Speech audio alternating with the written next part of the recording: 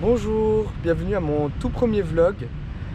Donc pour ceux qui ne le savent pas, je suis étudiant en biologie et je vais faire ma 3e année ici à Hanoï au Vietnam dans le cadre d'un double diplôme avec l'université de Lille. Et là je suis actuellement à l'USTH, ça s'appelle, c'est l'université de sciences et technologies de Hanoï. Donc j'ai décidé de faire des petites vidéos, des petits vlogs grâce à la caméra que m'ont offert mes amis. Et comme je sais pas du tout faire des vidéos, j'ai pris un peu tout en photo et en vidéo, mais du coup ça, s'il n'y a pas de structure, donc j'ai décidé de me poser et de raconter les choses qui m'ont marqué et de mettre les vidéos dessus. Donc j'espère que ça rendra bien. Bon, j'ai changé la caméra de position parce que je crois que j'étais un peu à contre-jour. Du coup c'est moi qui vois plus rien maintenant. Alors la première chose, je pense, qui m'a marqué en venant ici, c'est la conduite. Parce que en effet, quand je suis arrivé à l'aéroport, j'ai pris un taxi. Et donc la première chose que j'ai vécue, c'était la circulation. Et c'est vraiment très très différent par rapport à l'Europe. Parce que, en fait, c'est un bordel, c'est un grand bordel organisé. Les gens, vraiment, on dirait qu'ils roulent n'importe comment. Ils respectent pas les voies, ils roulent au milieu pour pouvoir décider au dernier moment de changer de voie ou quoi. Il y a des scooters partout sur la route. Dépasser à droite, on dirait que c'est la norme. Et la file, la bande d'arrêt d'urgence, les gens l'utilisent comme si c'était une voie aussi. Et parfois ils l'utilisent dans le sens contraire même. Donc t'as des gens qui viennent d'en face. Mais pourtant il n'y a pas d'accident. Parce qu'en fait les gens font super gaffe. Ils font super gaffe quand ils conduisent. Ils font gaffe à comment les autres conduisent. Et ils se tiennent constamment informés de leur position en klaxonnant. Ça klaxonne beaucoup. Donc en ville c'est assez bruyant. Mais ouais, ils klaxonnent pour dire qu'ils sont là. Pour quand ils sont à un croisement, quand ils n'ont pas de visibilité, quand ils passent dans un coin d'une rue quoi. Et ils roulent lentement, genre maximum 60 km/h j'ai l'impression sur les assez grosses routes. Alors quand on passe un passage piéton, quand on traverse un passage piéton, c'est assez flippant au début parce qu'il y a énormément de voitures et de scooters. Donc quand c'est un passage piéton sans feu, faut se lancer. Faut se lancer et garder une vitesse à peu près stable pour qu'en fait les gens t'évitent. Les gens ne s'arrêtent pas, ils t'évitent. C'est un peu comme de l'eau qui passe autour de soi. Parce que je pense que s'arrêter, ce serait limite plus dangereux dans ce genre de circulation. Donc ouais, c'est assez impressionnant au début. Et les scooters, c'est vraiment le moyen de locomotion. Donc il y a des scooters avec 4 personnes dessus parfois. Ils les chargent vraiment à bloc avec... j'ai vu des gens avec des matelas sur les scooters. Ou bien des piles de choses qui montent à 2 mètres de haut quoi. Genre c'est assez impressionnant. Après que mon taxi m'ait déposé à mon Airbnb, donc je suis arrivé à Hanoï. Et bien que j'ai pas pu encore, j'ai pas eu le temps de visiter le centre-ville, je peux vous parler un petit peu de la ville. Donc moi, si je devais décrire la ville en un seul mot, je dirais vraiment que c'est une fourmilière. Donc je dis ça parce qu'il y a des grosses routes qui traversent Hanoï et qui grouillent vraiment de monde avec tous les scooters, etc. Puis après, il y a des tout petites ruelles, toutes mignonnes, qui comme des sortes de galeries dans une fourmilière. Il y en a plein partout dans la ville. Donc tu peux passer de la grosse route à des tout petites ruelles. Et c'est vraiment très mignon.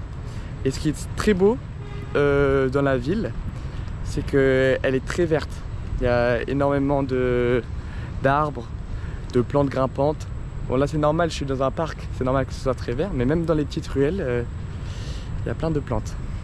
Au niveau de l'architecture de la ville, on sent vraiment que c'est un pays en voie de développement. On ressent vraiment la mondialisation. Parce que on peut observer plein de petites maisons et d'immeubles qui rappellent vraiment l'époque communiste. Puis à côté, il y a des énormes gratte-ciel qui jaillissent du sol. C'est assez fou. Là j'en ai, j'étais en moi. Et vraiment à la manière des États-Unis, quoi. Au niveau de la technologie aussi, on ressent fortement la mondialisation. Les gens possèdent des voitures électriques toutes nouvelles, des super motos, les derniers téléphones, PC, etc. Mais on voit aussi que l'infrastructure, elle n'a pas encore eu le temps de s'adapter. Je vais mettre des petites photos et des vidéos des câbles. C'est surtout au niveau des câbles que je l'ai remarqué. Ils pendouillent, ça forme des énormes nœuds au niveau des poteaux électriques. Ouais, c'est assez impressionnant, mais ça marche, ça tient la route, donc voilà.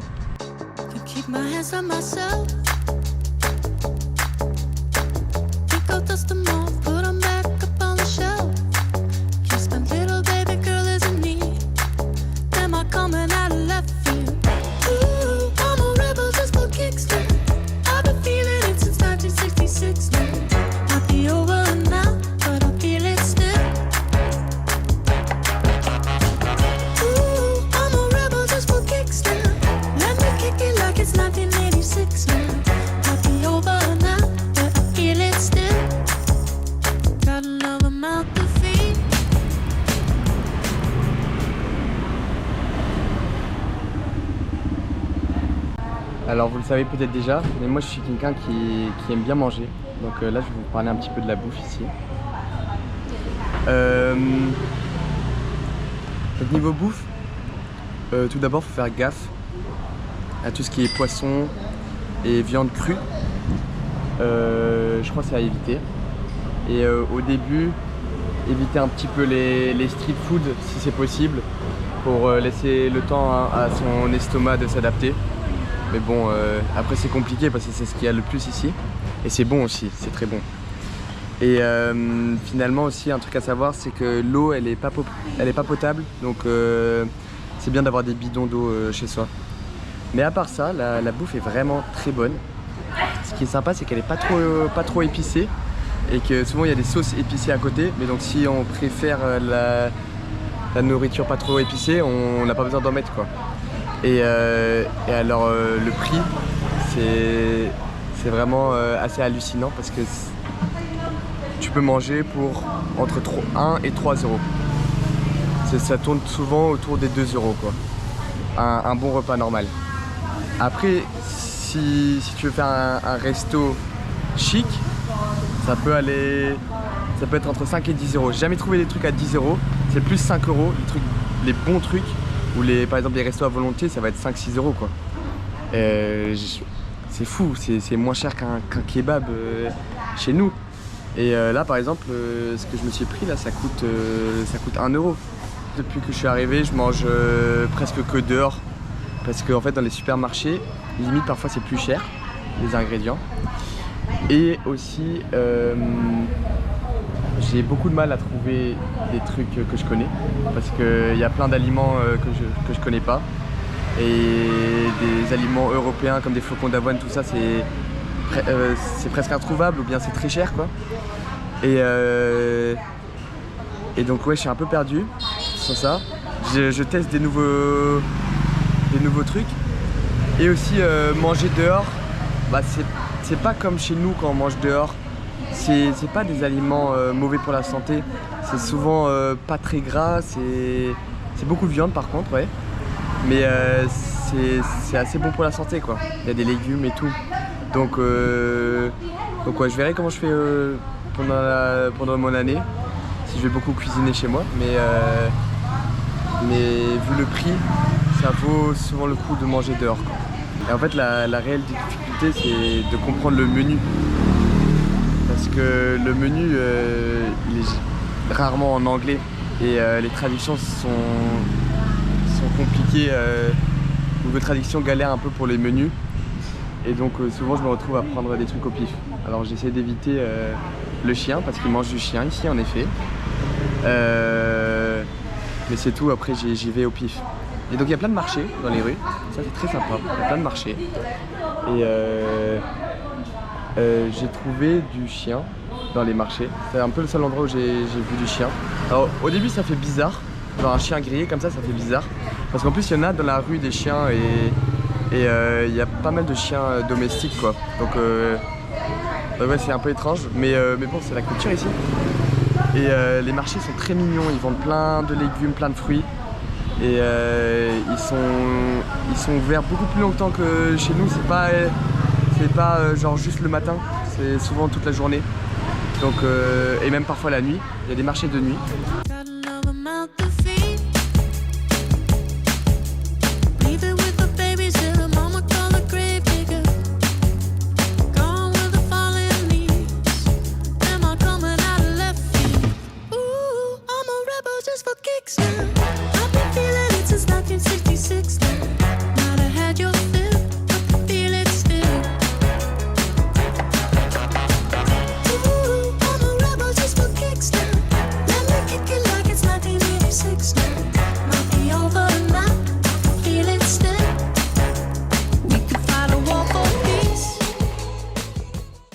Alors comme je le disais tout à l'heure, la barrière de la langue se fait quand même pas mal ressentir.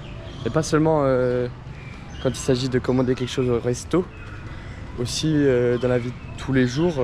Parce qu'en fait, moi je me trouve dans un quartier qui est quand même assez peu touristique, même très peu touristique. Attendez. Il y a des petites mobylettes comme ça. Avec une enceinte, les gens ils se déplacent et je crois qu'ils vendent des trucs. Je comprends pas trop ce que c'est.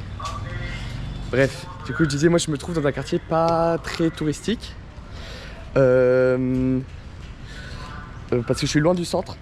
Donc en fait les gens parlent quand même très peu anglais, même voire pas du tout. Et donc je me retrouve souvent à parler avec la langue des signes quoi, ou bien en utilisant Google Trad. Donc ouais c'est un peu galère parfois. Mais les jeunes eux par contre sont quand même assez forts en anglais. Alors je sais pas si c'est parce que à cause de la mondialisation ou juste les réseaux sociaux, mais ouais avec les jeunes j'arrive à communiquer en anglais. Mais en fait je me sens coupable ou gêné de pas savoir parler vietnamien parce qu'en fait j'essaye d'apprendre mais il y a tellement d'accents différents, que ce soit à l'écrit. En fait on dirait à l'écrit que les lettres ont des poils limite et à l'oral en fait je sais pas les faire ces accents là, je sais même pas les entendre, j'entends pas la différence entre les différents accents sur les mots. Et en fait c'est un grand problème parce que un même mot peut avoir une signification totalement différente en fonction de l'accent. Par exemple, j'ai beaucoup vu afficher sur les supermarchés, pas sur les supermarchés mais sur les magasins, le mot, je sais pas comment ça se prononce, Giat, G-I-A-T. Et je me suis dit que ça voulait dire lessive parce que c'était logique dans le contexte. Et en fait j'ai regardé sur Google Traduction et lorsque je l'écrivais ça voulait dire idiot, imbécile. Donc je trouvais ça bizarre. Et j'ai changé un peu l'accent. Et puis d'un coup ça voulait dire chaussures. Donc je me suis dit ah mais c'est peut-être des magasins de chaussures. Puis j'ai quand même changé l'accent pour tester. Et là ça voulait dire lessive. Donc en fonction de l'accent sur le A, le mot peut avoir plein de significations différentes. Et ça c'est pour le cas, là je donne juste un exemple, mais c'est le cas pour plein de mots différents. Et donc en fait c'est super important de bien faire l'accent, sinon les gens ne te comprennent pas quoi. Bon, même si la langue pose parfois un petit peu problème, ça n'empêche pas les gens de venir me parler. Et de ce que j'ai vécu pour l'instant, les Vietnamiens sont très sympas et très accueillants. Alors ils sont un petit peu timides, mais quand je suis seul, par exemple au sport ou quoi, ils viennent me parler. Et même dans la rue, je reçois plein de sourires, de gens qui me disent bonjour. Souvent c'est des petits qui remarquent que je suis étranger, donc ils me disent bonjour et ils sont contents. Mais oui, comme je le disais, par exemple au sport, les gens me parlent, les jeunes surtout qui parlent bien anglais me parlent, et après souvent les vieux viennent et je me suis retrouvé dans des situations où il y avait plein de vieux autour de moi. Je me retrouvais un peu encerclé et ils me parlaient en vietnamien, juste que moi je comprends rien du tout, donc je souris, je suis gêné quoi, et continue de parler en espérant peut-être qu'il y a un miracle, que d'un coup je les comprends. Et lorsque je demande un petit peu aux jeunes de me traduire, je me retrouve avec des questions genre il y a un vieux l'autre jour qui m'a demandé alors elles te plaisent les vietnamiennes, ou des trucs comme ça. Mais oui, ils sont très sympas. Et l'autre jour ici, bah là, je suis juste à côté du truc de sport. L'autre jour, je les ai aidés à déplacer un des bancs comme ça là, pour faire du karaoké. Parce que oui, le karaoké, ça fait partie de la culture vietnamienne. Mais je vais en parler juste après. Et du coup, je les ai aidés à déplacer un banc. J'ai dû le déplacer même pas de 2 mètres et moi je portais rien du tout. Ils m'ont donné des bananes en échange. C'était très mignon de leur part. Et ils font beaucoup de compliments. J'ai eu pas mal de gens qui m'ont fait des compliments. Alors je sais pas si c'est parce qu'ils trouvent les Européens beaux ou s'ils se font juste plein de compliments entre eux, mais c'est très mignon de leur part. Et niveau culture, je peux pas non plus dire grand chose pour l'instant, comme ça fait qu'une semaine que je suis là et je veux pas te dire de conneries. Mais comme je le disais, par exemple, le karaoké, ça fait partie de la culture et c'est assez drôle parce que du coup, le soir, souvent, y a des gens qui viennent avec leurs enceintes et qui font des karaokés. Sinon, le sport, ça a l'air d'être quelque chose d'important dans leur culture. Y a plein de vieux qui font du sport sur ces installations. Et j'ai pris un petit peu en vidéo. Parce qu'il y en a vraiment à chaque coin de rue, il y a des installations pour faire du sport. Et les gens les utilisent. Pas comme en France où ils sont laissés à l'abandon. Les gens les utilisent ici. Et beaucoup, tous les soirs quoi. Et ça se remarque, les gens ont l'air sportifs quoi. Ils n'ont pas l'air non plus hyper musclés, mais ils ont l'air sportifs. Et il y a très peu de gros. J'ai presque pas vu de gros. Voilà.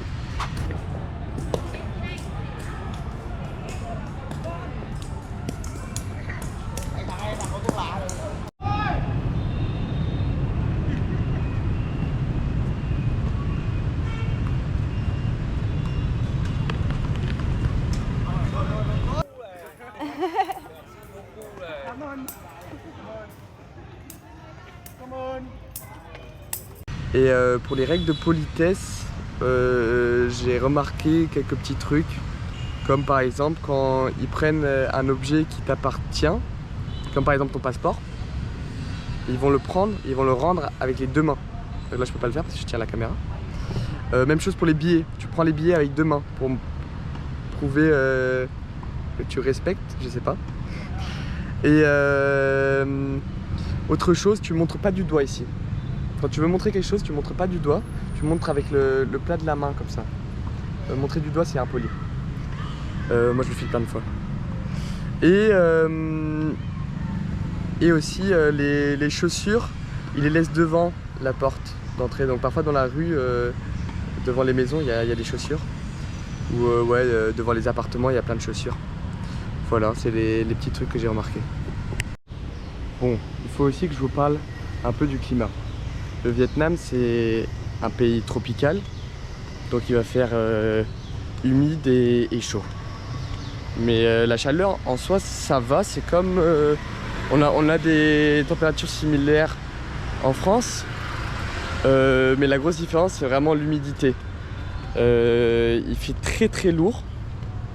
Et donc dès que tu bouges un petit peu, que tu sors, t'es trempé. T'es plein de sueur et il fait humide, donc ça se colle à ta peau et t'es trempé. Donc tous les appartes, tout ça sont équipés de clim. Et en fait la clim c'est pratique surtout pour rendre l'air plus sec. C'est aussi pour rendre plus frais, mais bon. Et là en ce moment, de juin à novembre, c'est la période des typhons. Et quand je suis arrivé, 3 jours après que je suis arrivé, il y a un typhon qui a touché le centre du pays. Il y a même eu des villes qui ont dû être évacuées. Mais moi j'étais pas dedans parce que Hanoï c'est plus au nord. Mais on a eu des fortes pluies.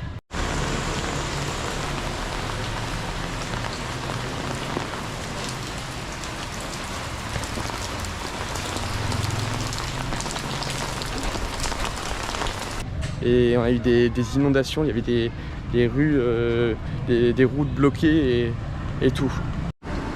Aujourd'hui j'ai décidé d'aller au centre commercial parce que il pleuvait beaucoup. Voilà. Et c'est trop mignon, ils ont installé un petit canal devant le centre commercial. Non, je déconne, c'est la route. Bon alors, pour finir ce petit vlog, je vais vous raconter ce que j'ai fait concrètement cette semaine du haut de ma terrasse de mon appartement. Donc ouais, je suis arrivé le 24. J'étais parti la veille à 8h et je suis arrivé vers 11h. Donc je pense que j'étais à 15-20 heures de voyage. Je sais pas du tout, comme il y a le décalage horaire, il y a 5 heures de plus. C'est plus 5 heures ici. Donc en fait je suis dans le futur par rapport à vous. Donc ouais, je suis arrivé et j'ai la chance que j'ai 2 amis aussi de ma classe qui font le double diplôme ici. Et qui sont arrivés à peu près en même temps que moi. Voilà. Et donc j'étais 4 nuits, j'ai passé 4 nuits dans un Airbnb, ce qui me laissait pile le temps pour trouver un appart. Donc j'ai cherché sur Facebook et bah, je l'ai trouvé. Bah, le loyer il est correct, c'est comme un loyer français, mais pour ici c'est vraiment le luxe. Je vais vous montrer des vidéos. Et voilà, alors ça me gêne, j'ai une femme de ménage compris dedans, il y a un garde aussi en bas de chez moi. Et voilà, donc ça me gêne un petit peu. Sinon j'ai trouvé aussi un lieu pour faire du sport à côté de chez moi. Après c'est pas compliqué, comme je vous l'ai dit, il y en a plein dehors. Et puis je suis allé chez le coiffeur ici cette semaine. Donc il y en a partout des coiffeurs et c'est vraiment pas cher. Alors là c'était à 3 € la coupe. C'était un peu compliqué de communiquer avec lui. Mais bon, ça a été. Donc ouais, il y a plein de coiffeurs ici, il y a plein de magasins je sais pas si on dit magasin, pour la manicure. Et c'est beaucoup moins cher qu'en France. J'ai aussi eu la chance d'arriver au moment de la fête de l'indépendance du Vietnam. Donc partout il y a les petits drapeaux vietnamiens et les drapeaux communistes. Donc là c'est le 2 septembre.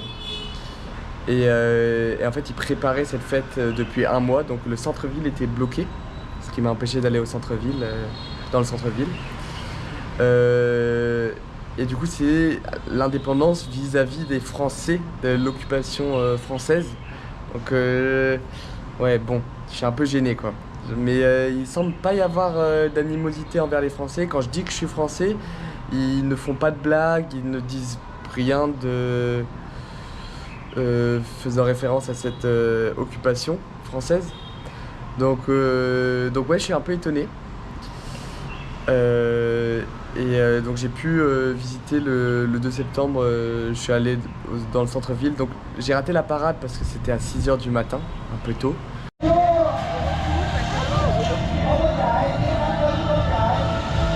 Ah mais nous on était dans les coulisses. Je viens de comprendre.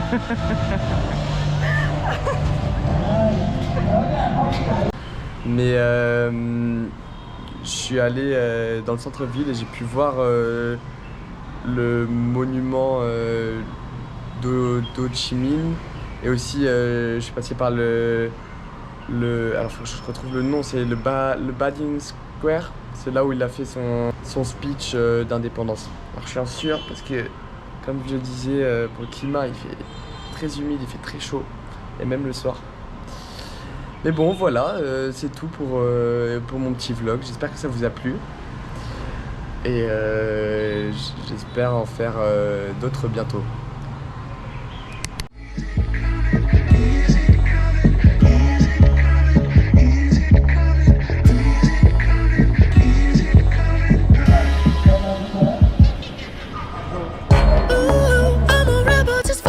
Yeah, your lovers and a bitch for my heart to eclipse now. Might be